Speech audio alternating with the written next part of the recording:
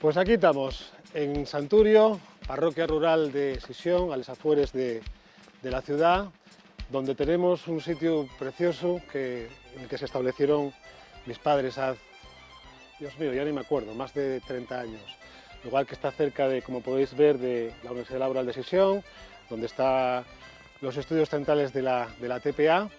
y el que, como decía, se establecieron mis padres hace muchos años, y en el bajo de esta casa pues empezó pues la historia de mi padre como artesano de gaites a principios de los años 80. Así que si os parece, vamos para adentro y enseño-vos el taller. A lo largo de todos los años que mi padre desarrolló la labor artesanal, fue capaz de ir evolucionando cada uno de los modelos de gaita que tenemos a día de hoy estandarizados, ¿no? Lo que antiguamente llamábamos gaitas grilleres, gaites redondes, gaites tumbales, pues fue capaz de ir haciendo que musicalmente, y digo musicalmente, fueran siendo cada vez más válides. Por validez quiero explicar que me estoy refiriendo a que el gaitero tuviese la posibilidad de poder tocar arropado de otros instrumentos musicales, ¿no? De ahí que, coincidiendo precisamente pues, con esos años en los que empezó, principios de los 80, fueran apareciendo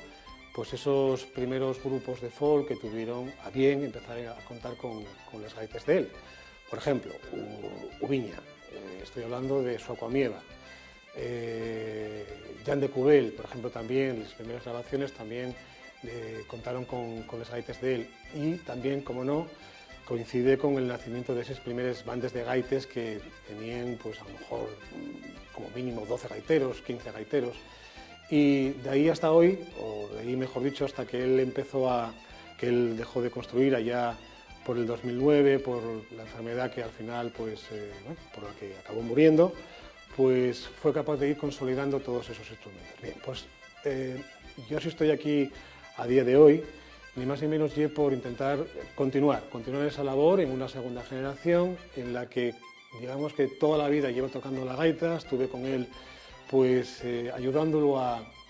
en lo que a día de hoy se llama el I+D, es decir, el investigar, el conseguir que el instrumento desde el punto de vista musical fuera mejor. Oye, papá, este puntero no funciona por esto y por esto y por esto. Oye, pues ahí los dos mano a mano intentando, lógicamente, pues construyendo y mecanizándoles cuestiones y yo de alguna forma intentando hacer la crítica musical. Entonces, la idea allí, ni más ni menos, continuar el legado de alguien que hizo algo que, bajo mi punto de vista y el de muchísimos gaiteros y gaiteros aficionados, maestros gaiteros, consideramos que hay un gran legado y que hay una pena que se pierda en la historia.